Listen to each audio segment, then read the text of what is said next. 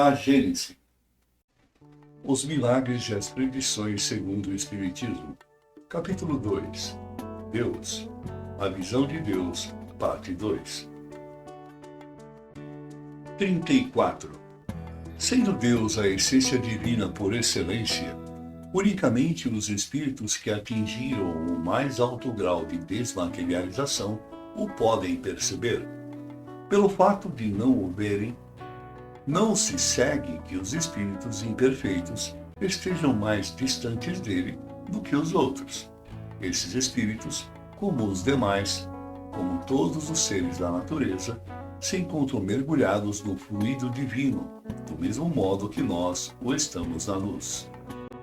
O que há é que as imperfeições daqueles espíritos são vapores que os impedem de vê-lo. Quando o nevoeiro se dissipar, vê-lo-ão resplandecer. Para isso, não lhes é preciso subir, nem procurá-lo nas profundezas do infinito. Desimpedida a visão espiritual das bélidas que as obscureciam, eles o verão de todo lugar onde se achem, mesmo da terra, porquanto Deus está em toda parte. 35. O espírito só se depura com o tempo, sendo as diversas encarnações o alambique em cujo fundo deixa de cada vez algumas impurezas.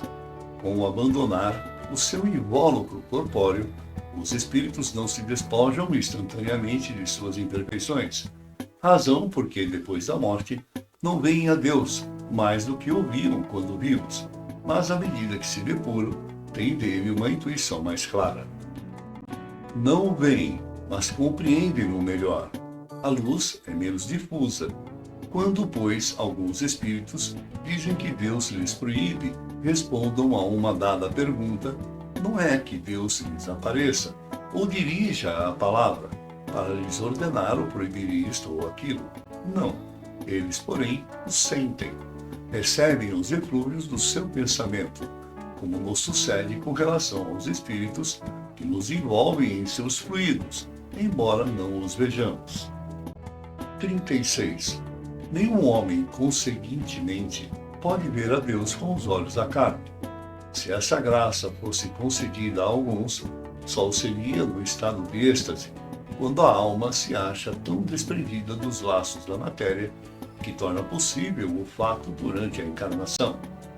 Tal privilégio, aliás, exclusivamente pertenceria a almas de eleição, encarnadas em missão, que não em expiação. Mas, como os espíritos da mais elevada categoria refulgem de ofuscante brilho, pode dar-se que espíritos menos elevados, encarnados ou desencarnados, maravilhados com o esplendor e que aqueles que se mostram cercados suponham estar vendo o próprio Deus. É como quem vê um ministro e o toma pelo seu soberano. 37. Sob que aparência se apresenta Deus aos que se tornaram dignos de vê-lo? Será sob uma forma qualquer, sob uma figura humana, ou como um foco de resplendente luz? A linguagem humana é impotente para dizê-lo, porque não existe para nós nenhum ponto de comparação capaz de nos facultar uma ideia de tal coisa. Somos quais cegos de nascença, a quem procurassem inutilmente fazer compreendessem o brilho do sol. A nossa linguagem é limitada pelas nossas necessidades e pelo círculo das nossas ideias. A dos selvagens não poderia descrever as maravilhas da civilização. A dos povos mais civilizados é extremamente pobre para descrever os esplendores dos céus. A nossa inteligência é muito restrita para os compreender e a nossa vista, por muito fraca, ficaria deslumbrada.